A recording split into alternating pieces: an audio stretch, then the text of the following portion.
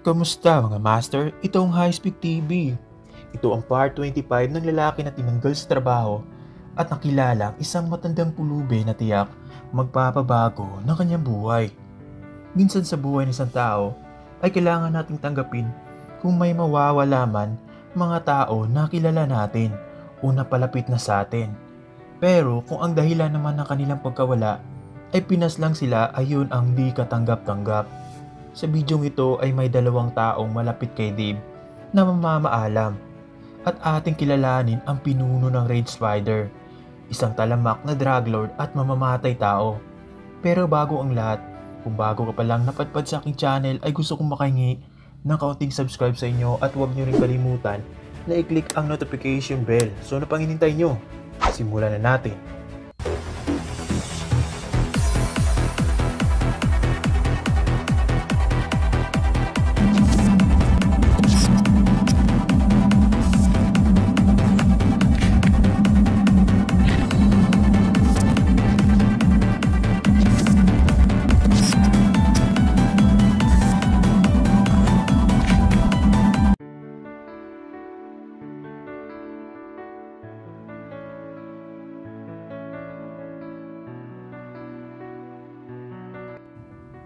Naging masaya nga na nangako ang City Boys sa Angels na kung saan ay binibigyan nila ito ng singsing o promising ring.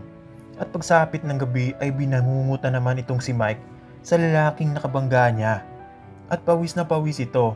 At sabi nito sa kanyang sarili, "Sino ka bang talaga? Tangina, ba't di akong nakakatulog? Bakit parang pinapatay ako sa aking panaginip?"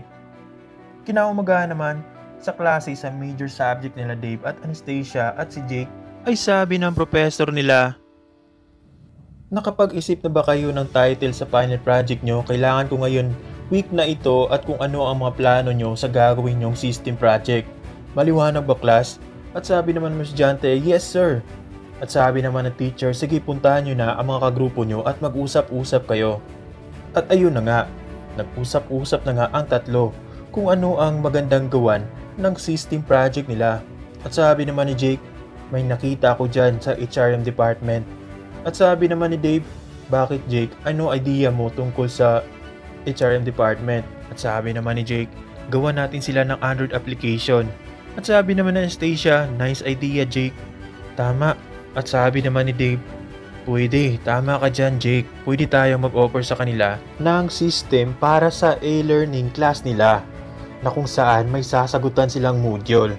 At pwede na nila itong gawin online kaysa pumunta sila sa e-learning class nila tuwing Sabado. Mas maganda pa ganito para makakasave sila sa oras at panahon.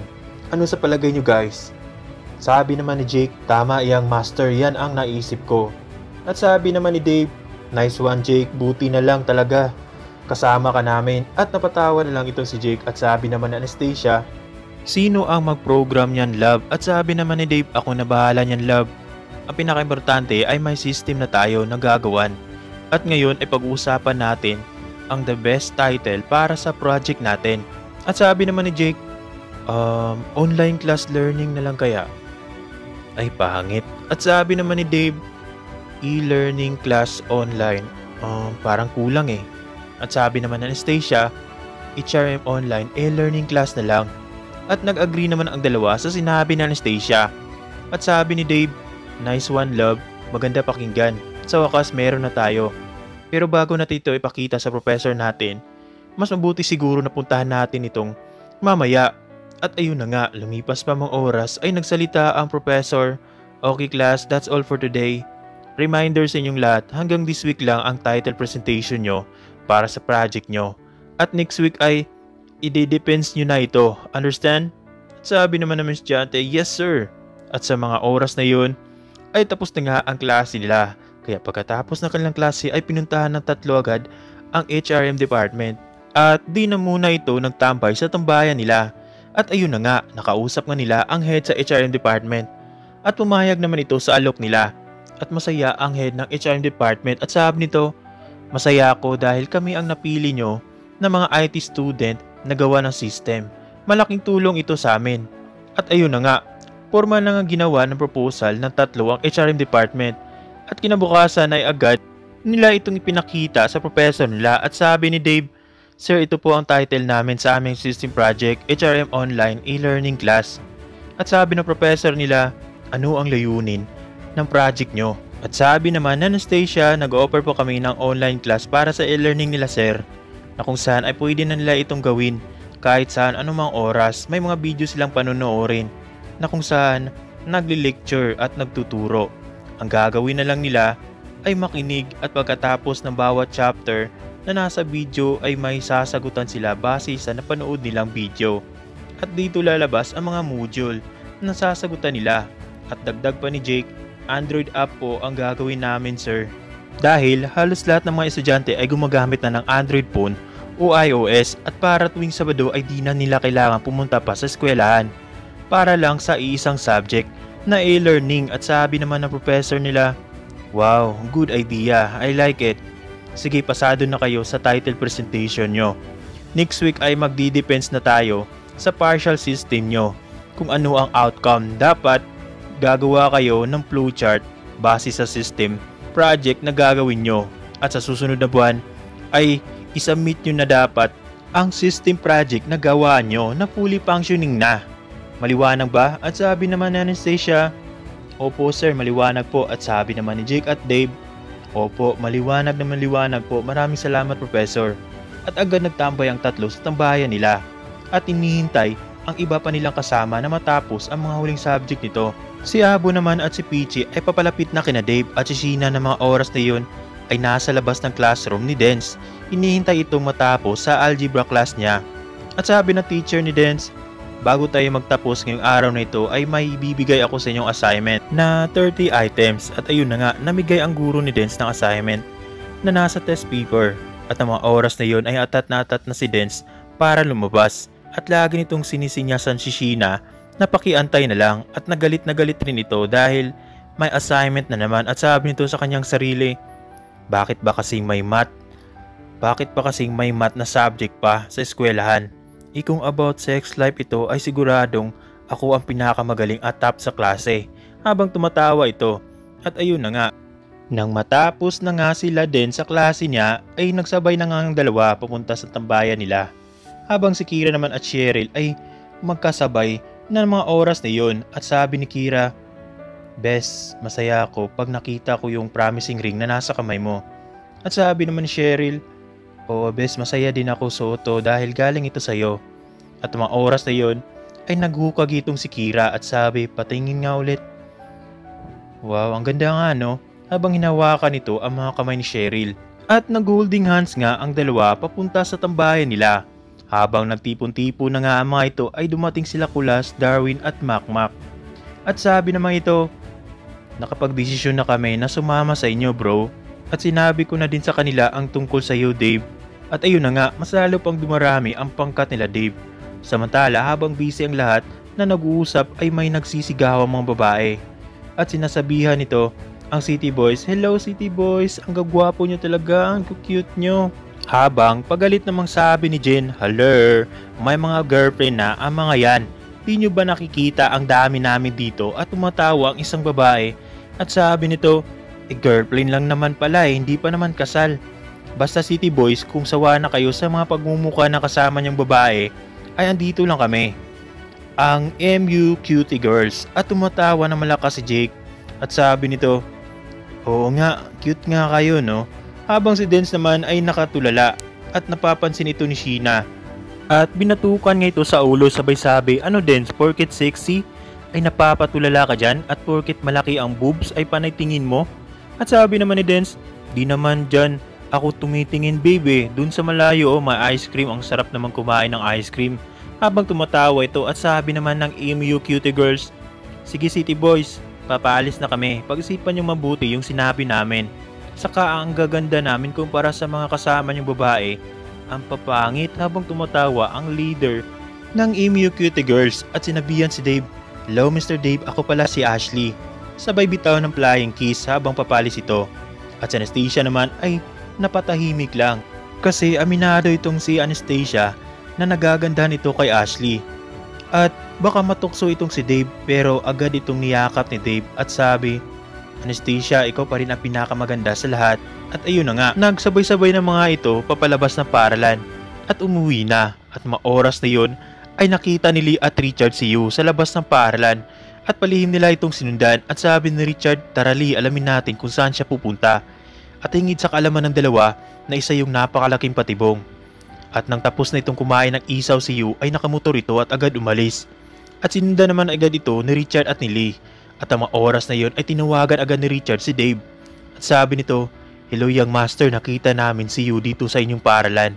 At sinundan namin siya ngayon. At sabi naman ni Dave, ano? Saan siya galing? At sabi naman ni Richard, dito sa inyong eskwelahan master. At di namin alam bakit siya nandito at ang lakas ng loob niyang magpakita dito kahit na wanted siya. At ayun na nga, sinabihan naman agad ni Dave ang mga ito na mag-ingat. At sinabihan na ni Dave ang mga kasama niyang City Boys. At sabi naman ni Richard, yung master, iuwi mo na ang Angel sa mansyon dahil hindi natin alam na nasa paligid lang ang Red Spider. At ayun na nga, inahatid na nga nila Dave ang Angels at sinabihan nito ni Richard, update mo ako Richard kung ano mga nangyayari dyan at habol kami. Ibigay mo ang tamang address. At hingid sa kaalaman ni Richard ay dinala sila ni Yu sa isang napakadelikadong lugar na kung saan ay napakatahimik at puno ng mga malalaking pader at napapalibutan ng maraming puno sa isang lumang warehouse. Habang ang dalawa ay nagmamasid kayo ay unti-unti nila itong sinusundan. At nang papasok na nga si Yu sa warehouse ay ganun din sina Richard at Lee. At lumipas pa ang ilang segundo ay tumawa si Yu na malakas. At biglang umilaw ang buong warehouse sabay sabi, welcome sa inyong dalawa, mahal kong bisita. At agad kinabahan si Richard at si Lee dahil iyon ay set up lamang. At sabi ni Lee, na set up tayo Richard. At ang mga oras na yun ay ibinahagi ni Richard ang GPS niya kay Dave para madetect ito at para palihim itong masundan nila Dave. At itinago ni Richard ang cellphone nito sa isang gulong na walang nakakaalam na nakaharang para matuntun agad sila ni Dave kung kailangan nilang tulong. At nagulat na lang si Richard at si Lee dahil pinalibutan ito ng Red Spider, si Hunter, si Trigger 1 at si Yu at ng pinuno nila. Habang sa kapilang banda naman ay walang nakitang anumang kahina-hinala itong si Shadow kay Chosen One. At napatunayan nito na pumunta nga ito si Chosen One sa minamahal niya. At agad naman itong umalis dahil hinahanap na din ito ng pinuno nila. At ayun na nga, pinuntahan nga agad ni Shadow ang sekretong lugar dahil napatunayan niya na detraidor si Chosen One. At ng mga oras na yun ay di napakampante si Chosen One kaya wala itong ginagawa kundi pasekretong tinek si Dave habang kabanding nito ang lola niya. At ayun na nga, napansin ni Chosen One na may sumusunod sa kanya. Kaya sa halip na tumawag ito kay Dave ay tinext niya ito ng palihim. At sabi nito, "Young master, mag-ingat kayo. Marami pa ang Red Spider. Andyan si Hunter, si Trigger 1, si Shadow, si Yu at ang pinuno." Na mga oras na yon ay naihatid na nga ng City Boys ang Angels at sinabihan ito na di lalabas habang sinabihan ni Dave ang mga gwardya nito na bantayang maigi ang Angels. At sabi naman ni Anastasia, "Love, mag-ingat ka love," habang nangingiyak ito. Gayon din si Cheryl, si Peachy, si Sheena at si Che. At sabi ni Cheryl, kailan ba ito matatapos habang napaluwa ito? At dahil di na kaya ni Cheryl ang kanyang nararamdaman ay sinabihan nito si Kira, "Mag-ingat ka Kira. Alam mo ba na minahal na rin kita? At ayaw kong matulad ka kay Lemard. Gusto kong marinig mo na ang salitang mahal kita." At nagulat si Kira habang nakangiti ito sabay sabi, "Huwag ka mag-alala Cheryl. Babalik ako at babalik kami." Na mga oras na yun ay niyakap na nga ng bawat pares ang isa't isa. At si Jake naman at si Jane ay ganun din kahit parang naiilang pa ito sa isa't isa. At sabi ni Jake, "Ito ang unang laban ko sa Red Spider. Pero di ako kinakabahan dahil lalabanan ko silang lahat." At sabi naman ni Jane, "Jake, mag-ingat ka pa rin ha." At ayun na nga, umalis na nga ang City Boys para puntahan si Richard at si Lee. At nang buksan ni Dave ang cellphone niya ay nagulat ito dahil nag-message si Chosen One. At ayun na nga, nabasa nga ni Dave yung mga tinext ni Chosen One at ipiniliwanag ni Dave sa mga kasama niyang City Boys na madami pa ang Red Spider. At nakasaad rin sa text ni Chosen One na naging bahagi siya ng grupo para magpanggap para kilalanin at makita ang itsura ng pinuno nila. Pero isa lang ang nakakaalam sa itsura ng pinuno nila at yun ay si Shadow. At ayun na nga, nang mabasa ito ni Dave ay kinabahan ito para kay Lee at Richard. kahit alam pa nila na mandirigma ang mga ito. At sa mga oras na yun, sa sekretong lugar, ay naglakad ang pinuno papunta kina Richard at Lee at tinanggal nito ang kanyang maskara. At gulat na gulat ang lahat, pati ang Red Spider. Sabay sabi, "Mr. Lee, kamusta?" At si Lee na mga oras na yun ay gulat na gulat din at sabi nito, "Ikaw ang pinuno ng Red Spider?" "Ha, Ryuk, bakit?" "Hindi ako si Ryuk, ako si Red." Si Lee at Red ay magkakilala dahil si Lee ang naging guro ni Red sa martial art at itinuro ni Lee ang lahat ng kanyang nalalaman sa pakikipaglaban kay Red o Ryuk. At di makapaniwala si Lee dahil minahal niya ang paborito niyang estudyante at sabi nito, "Pero bakit Ryuk?" At sabi naman ni Red, "Sabing hindi ako si Ryuk, ako na si Red ngayon." Sabi naman ni Lee, "Ano ba nangyari sa'yo? Pwede pa natin ito pag-usapan. Tigilan mo na ang masama mong gawain." Habang si Hunter at Trigger 1 naman ay pinalibutan si Richard. At si Yu naman ay nasa likod ng pinuno nila. At sabi ni Red na pinuno na Red Spider, "Ngayon alam niyo na kung sino ako, ay mamamatay na kayong dalawa dito mismo." At ang mga oras na yun ay nakarating na rin itong si Shadow sa sekretong lungga nila kung saan sinet up nila ang dalawa. At sabi ng pinuno, "Kung mawawala kayo, magagaling sa pagkipaglaban ay mahirapan na sila Young Master sa amin. At makukuha na namin kung ano man ang gusto namin laban sa sinasabi niyong Young Master." At sabi naman ni Lee na pagalit ito, "Kung magagawa mo yun ay labanan mo muna ako." At ayun na nga, nag-umpisa na nga maglaban si Lee at si Red. At gulat na gulat itong si Lee sa laki ng ginaling ni Red. At dahil sa katandaan nito ay wala nga itong binatbat kay Red. At pagkaraan lang ng 2 minuto ay napaluhod si Lee sa malakas na suntok ni Red at sabi ni Red, "Ikaw ang master ko dati pero ngayon pakialamero ka sa mga plano ko. Kaya naman ay tatapusin na kita agad." At ayun na nga, namatay nga agad itong si Lee sa isang malakas na suntok ni Red sa batok nito habang nakayuko ito. Sa kabilang banda naman ay nahihirapan si Richard sa laki ni Hunter. At umiyak ito dahil nakita niya wala na si Lee, habang ang ibang Red Spider ay masaya lang na nanonood at walang ginawa hanggang sa nabagot itong si Trigger 1 ay sinipa itong si Richard. Ganon din si Yu, pinagtulungan nga ng tatlo si Richard at duguan ito. Habang nagkakasiyahan ang lahat ay lumapit bigla si Shadow at pinutukan ng baril si Richard sa buo nitong katawan.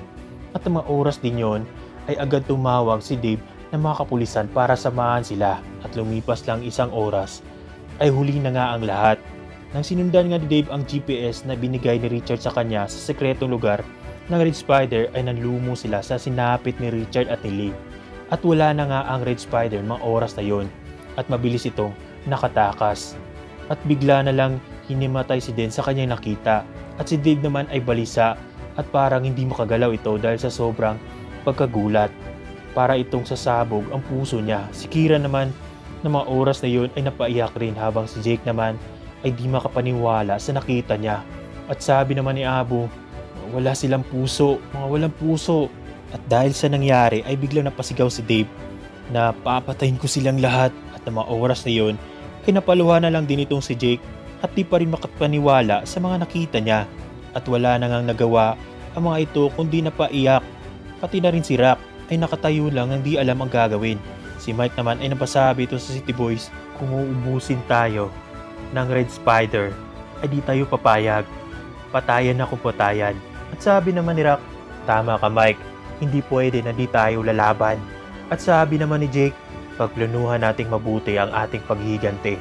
Habang si Dave naman ay di niya matanggap ang mga nangyayari at sabi nito, "Tama ka yan Jake, isa-isahin natin sila at paunti-unti hanggang sa maubos silang lahat." Ng mga oras na yon ay nakita ng mga pulis ang cellphone ni Richard. At sabi ni Dave ng mga oras na yon, hindi ko talaga mapapatawad ang buong Red Spider." At sabi naman ni Kira, "Grabe na talaga ang kanilang kasalanan sa atin. Kung natalo nila ang bihasa na si Lee at si Richard, ibig sabihin lang nito ay magagaling yung makikipaglaban ang mga yon at di pa natin sila kaya." At sabi naman ni Dave na pagalit ito, "Kira, kayang-kaya natin sila." Habang kitang-kita sa mga mata nito na umaapoy ito sa galit at puot. Sa kapilang banda naman ang Angels ay kinakabahan sa City Boys at sabi na Anastasia na di mapalagay, "Sana okay lang sila. Ayaw ko na may mawala pa." At sabi naman ni Cheryl, Oo naman Anastasia, okay lang sila. Nangako naman sila Kira na babalik sila. Ang buong City Boys nangako sila, di ba? At sabi naman ni Che, magtiwala lang tayo sa kanila. Nababalik silang lahat na maayos. At sabi naman ni Peachy, oo, kayang kaya nila ang Red Spider. Ano kaya ang sunod na mangyayari? Alamin yan lahat sa part 26. Kung bago ka palang napadpad sa aking channel, ay don't forget to subscribe, like, share, at comment. Once again, this is Icepick TV. Mag-iwan na sa itag. Peace out.